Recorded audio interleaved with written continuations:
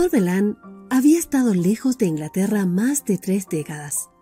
30 y tantos años antes, su elenco de amigos se había quedado atónito y alarmado ante su imprevista huida y desaparición. En esa época, su posición parecía bastante afortunada. Era joven, solo tenía 27 o 28 años.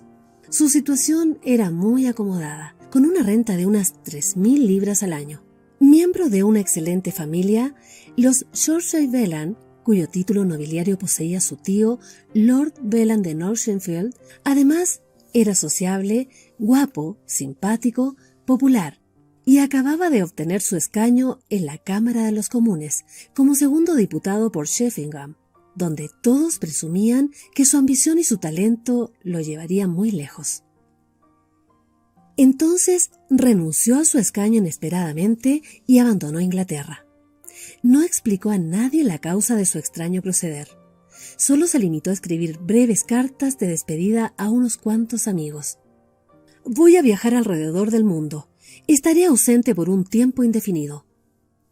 Ese tiempo indefinido se convirtió en más de 30 años. Durante los 20 primeros, solo su abogado y sus banqueros conocían su dirección y jamás se la comunicaron a nadie. Respecto a los 10 últimos, se supo que vivía en la isla de Puerto Rico, donde poseía una plantación de azúcar.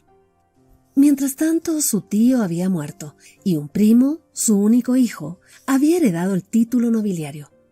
Pero el primo también acababa de morir sin tener hijos y todos los bienes y prebendas recaían sobre él. Por este motivo, tuvo que regresar a Inglaterra. Según dictaba el testamento de su primo, una veintena de pequeños beneficiarios no hubiesen podido recibir su herencia a menos que el nuevo lord volviera a casa. La señora Sandrill Kepton, sentada cerca de la chimenea de su amplio, aireado y descolorido salón, pensaba en el Teodor Velán de los viejos tiempos y se preguntaba el aspecto que tendría el actual Lord Velán. Acababa de recibir una tarjeta suya esa misma mañana, enviada la víspera desde Southampton, en la que le comunicaba: «Estaré mañana en la ciudad, en el Hotel Bowden de Court Street». Quería saber también cuándo podría verla. Le contestó a través de un telegrama: «Ven a cenar esta noche a las 8». Y había aceptado.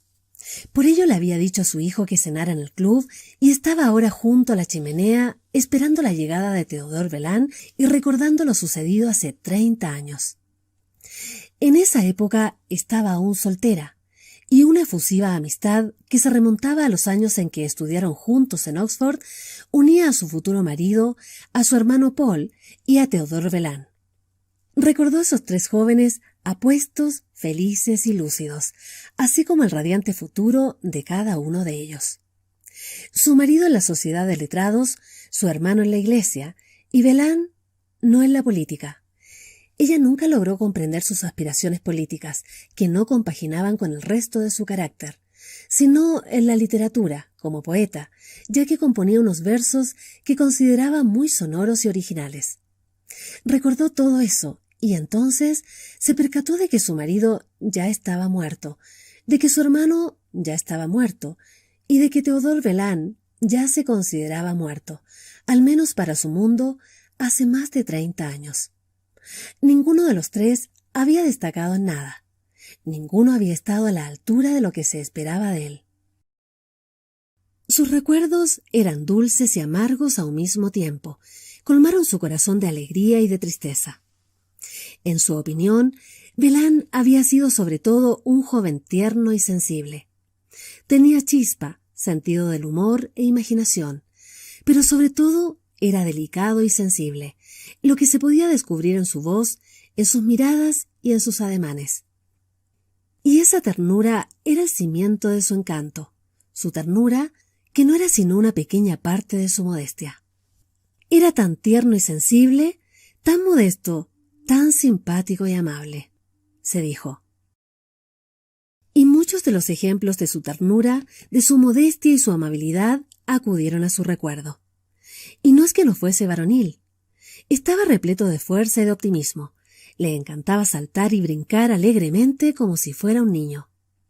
Y entonces recordó un hecho que había tenido lugar en esa misma habitación hacía ya más de 30 años. Era la hora del té, y había un plato de galletas de almíbar sobre la mesa. Ella, su marido y Belán se encontraban solos. Su marido cogió un puñado de galletas y las lanzó de una en una al aire, mientras Belán echaba la cabeza hacia atrás y las almacenaba en la boca. Era una de sus habilidades. La señora Kempton sonrió recordándolo, pero al mismo tiempo se llevó el pañuelo a los ojos. ¿Por qué se fue? ¿Qué sucedió? Se preguntaba mientras renacía con toda su fuerza la antigua incertidumbre ante la conducta de su amigo y ese viejo deseo de comprenderlo. ¿Podría haber sido? Y una vieja suposición, una vieja teoría que nunca había comentado con nadie, pero sobre todo la que había recapacitado largo tiempo en silencio, volvió a llenarle la cabeza de preguntas. La puerta se abrió. El mayordomo susurró un nombre y ella pudo ver a un hombre mayor, alto y apagado, de cabellos canos, que le sonreía y le tendía la mano. Tardó cierto tiempo en comprender de quién se trataba. Sin acordarse del paso del tiempo, había estado esperando a un jovencito de 28 años, con el pelo castaño y la piel saludable. También es muy probable que él, por su lado, se sorprendiera al encontrarse a una señora de mediana edad ataviada con una cofia. Después de la cena, Théodore Belán no quiso apartarse de su amiga y la siguió hasta el salón, donde le dijo que podía fumar. Él sacó unos pequeños cigarros cubanos muy interesantes, con un aroma agradable y delicado. Ya habían hablado de todo lo que les vino en gana. Se habían reído y habían suspirado juntos, recordando viejas penas y alegrías. Todos conocemos cómo en las salas de la memoria la dicha y la melancolía caminan de la mano, sin un rumbo determinado. Ella lloró algo cuando empezaron a hablar de su marido y de su hermano, pero poco después, recordando algo irónico de ellos, sonrió con los ojos repletos de lágrimas. ¿Recuerdas a fulano? ¿Y qué habrá sido de él? Eran el tipo de preguntas que se intercambiaban, evocando a viejos amigos y enemigos como si fuesen fantasmas salidos del pasado. Él había descrito casualmente a Puerto Rico, a sus negros y a sus españoles, a su clima, su flora y su fauna. En el salón, sentados cada uno a un lado de la chimenea, guardaron unos minutos de silencio. Aprovechando Théodore Belán, sacó otro de sus pequeños cigarrillos cubanos, lo abrió por un extremo, lo desenrolló, volvió a enrollarlo y finalmente lo encendió. «Por fin ha llegado el momento en que me cuentes lo que más deseo saber», le dijo ella. «¿Qué es?» «¿Por qué te marchaste?» «Oh», murmuró su invitado. Ella esperó unos segundos. «Cuéntamelo», suplicó. «¿Te acuerdas de Mary y Sona?», le preguntó él. Ella le dirigió una mirada como sorprendida. «¿Mary y Sona? Sí, claro». «Pues bien, yo estaba enamorado de ella». «¿Estabas enamorado de Mary y Sona?» «Sí, estaba terriblemente enamorado de ella. Creo que jamás lo he podido superar». La señora Kempton contempló el fuego fijamente, apretando sus labios. Vio a una chica delgada, con un vestido negro muy sencillo, un rostro sensible desvaído, ojos tristes, oscuros pero luminosos, y un abundante cabello negro y ondulado. Mary Sona, una modesta profesora de música de origen italiano, cuya única relación con el mundo de Théodore Belán eran de tipo profesional. Venía en algunas ocasiones para tocar el piano o dar clases de música durante 1 hora o 2. «Sí», repitió. «Estaba muy enamorado de Mary Sona. Nunca lo he estado de ninguna otra mujer, ¿sabes? Es tan ridículo que un hombre viejo pueda decir tales cosas, pero todavía sigo enamorado de ella». ¿Un hombre viejo? ¿Acaso somos realmente viejos? Nuestro cuerpo envejece, nuestra piel se arruga, nuestro pelo se vuelve cano. Pero, ¿qué ocurre con la mente, con el corazón y el espíritu? Eso que denominamos yo. De cualquier forma, no pasa un solo día ni una sola hora sin que piense en ella, sin que le eche de menos, sin que deje de llorar su pérdida. Tú ya la conocías, sabías cómo era ella. ¿Recuerdas cómo tocaba? ¿Y sus ojos extraordinarios? ¿Y su bello y pálido rostro? ¿Y la manera en que le salían los cabellos alrededor de la frente? Su conversación, su voz, su talento, su buen gusto, su instinto en la literatura, el arte, era el más delicado que he visto jamás. Sí, claro, dijo con lentitud la señora Kempton. Se trataba de una mujer muy poco corriente. Supongo que llegué a conocerla muy íntimamente, mejor que nadie. Conocí todas las circunstancias tristes de su vida. Tenía una madre terrible y vulgar. Un pobre padre soñador e ignorante. Era pobre y tenía que trabajar duramente. Si tanto la amabas, ¿por qué no te casaste con ella? ¿Por qué ese amor no era correspondido? ¿Se lo preguntaste? No era necesario. Continué amándola en silencio. Pero nunca se puede estar seguro. Deberías habérselo preguntado. Como es natural, estuve a punto de hacerlo muchas veces. Mis dudas me atormentaban a todas horas, pensando si tendría alguna oportunidad, entre esperanzado y temeroso. Pero siempre que estaba a solas con ella, comprendía que mi amor era algo imposible. Su manera de tratarme era sincera y amistosa. No podía interpretarse de otra forma. Jamás pensó en la posibilidad de amarme. Pero fue un error no preguntárselo. Nunca puedes estar seguro. ¿Por qué no se lo preguntaste? Exclamó su antigua amiga, emocionada profundamente. Theodore Velán la miró sorprendido e impaciente. ¿De verdad crees que podría haber sentido algo por mí? Tendrías que habérselo dicho. Deberías habérselo preguntado, repitió. Bueno, ya sabes ahora por qué me fui. Sí. Cuando me enteré de su fallecimiento, no fue capaz de decir suicidio. Todo terminó para mí. Fue algo tan espantoso, tan inexplicable. Seguir con mi vida de siempre en ese mismo lugar, entre la misma gente, era totalmente imposible para mí. Quería seguir su camino, hacer lo mismo que ella. La única alternativa que tenía era irme lejos de Inglaterra, lo más lejos de mí mismo como fuese posible.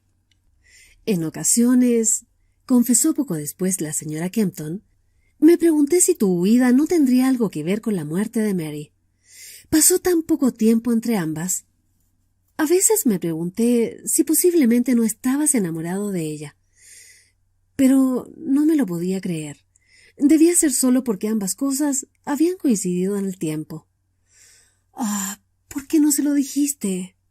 Es terrible, terrible.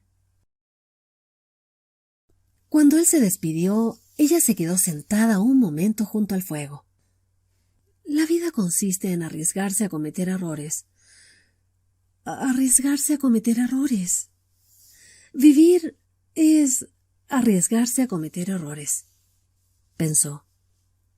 Era una frase que había leído en un libro algunos días antes. En aquel momento había sonreído al verla, y ahora resonaba ante sus oídos como la voz de un irónico anticristo. Sí, arriesgarse a cometer errores, murmuró. Se puso en pie y fue hasta su estudio. Abrió un cajón, revolvió su interior y sacó una carta. Una vieja carta. El papel estaba amarillento y la tinta medio borrosa. Regresó a la chimenea, extendió la carta y la leyó. Eran 6 páginas cortadas de un cuaderno llenas con una letra chica y femenina. Era una misiva que Mary Isona le había enviado la víspera de su muerte hacía ya más de 30 años. La joven le narraba los duros pormenores de su vida, pero aseguraba que todos habían sido soportables, excepto un horrible secreto. Estaba enamorada de un hombre que apenas era consciente de su existencia. Ella, una desconocida italiana sin nada de particular, profesora de música, se había enamorado de Théodore Velin. Era como estar enamorada de un habitante de otro planeta. Pertenecían a dos mundos tan distintos. Ella le amaba profundamente, pero sabía que su amor era imposible y no era capaz de resistirlo. Oh, sí. En ocasiones se encontraba con él, en un sitio o en otro, en las casas donde acudía a tocar, a dar clase.